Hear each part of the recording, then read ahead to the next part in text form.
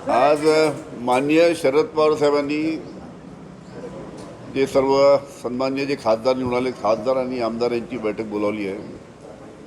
आपल्याला माहीत आहे की लोकसभेच्या निवडणुकीमध्ये राष्ट्रवादी काँग्रेस पक्षाचं 10 पैकी 8 जागा आमच्या निवडून आल्यात।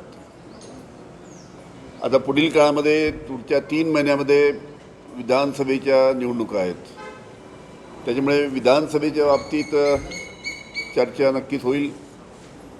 आणि या विधानसभेच्या निवडणुकासुद्धा आपल्याला सर्वांना कल्पना आहे की या विधानसभेच्या निवडणुका या काँग्रेस, राष्ट्रवादी आणि शिवसेना आणि जे मित्रपक्ष आहेत हे एकत्रपणे येऊन आम्ही लढणार आहोत। आणि या निवडणुकीमध्ये विधानसभेच्या निवडणुकीमध्ये महाविकास आघाडी 100% महाविकास आघाडीची सत्ता येईल अशा प्रकारचं संपूर्ण महाराष्ट्रामध्ये चित्र आहे।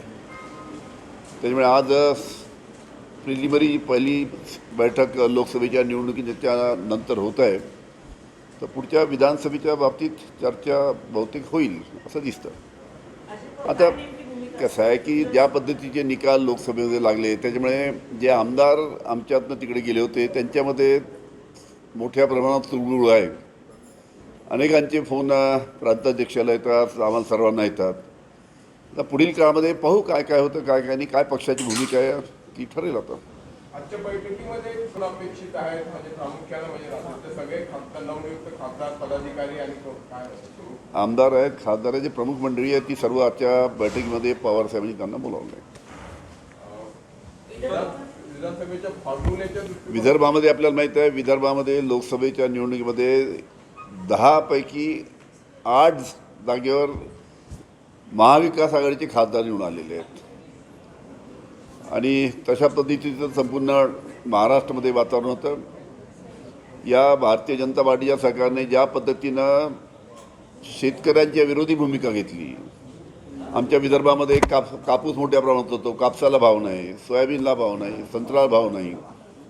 इकडे अनेक भागामध्ये कांद्याच्या बाबतीत तशाच प्रकारची परिस्थिती, कांद्याला भाव नाही। त्याच्यामुळे मोठ्या प्रमाणात शेतकरी नाराज होता, मोठ्या प्रमाणात महागाईमुळे सर्व जनता नाराज होती, बेरोजगारीमुळे आमचे युवक नाराज होते, मोठ्या प्रमाणात उद्योग महाराष्ट्रातले बाहेर गेले। त्याच्यामुळे बेरोजगारीमुळे युवकसुद्धा नाराज होते। त्याच्यामुळे या संपूर्ण सर्वच्या बाबतीत त्यानिमित्तानं या लोकसभेच्या निवडणुकीमध्ये आम्ही सामोरे गेलो आणि त्यानिमित्तानं आम्हाला अतिशय चांगला 31 जागा महाविकास आघाडीच्या 48 पैकी निवडून आलेल्या आहेत।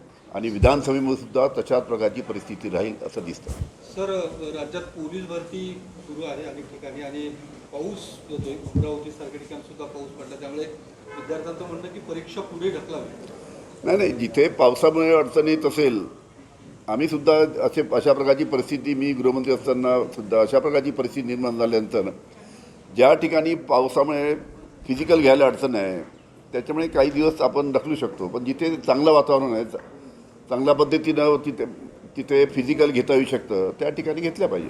आता लोकसभा निवडणुकीनंतर कोण मोठा भाऊ आणि कोण छोटा भाऊ हे महाविकास आघाडीमध्ये पण सुरू झालंय। आमच्या महाविकास आघाडीमध्ये कोणी मोठा भाऊ नाही आणि कोणी छोटा भाऊ नाही।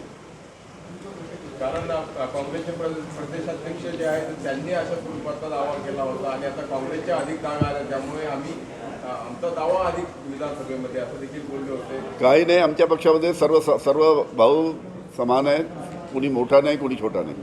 धन्यवाद।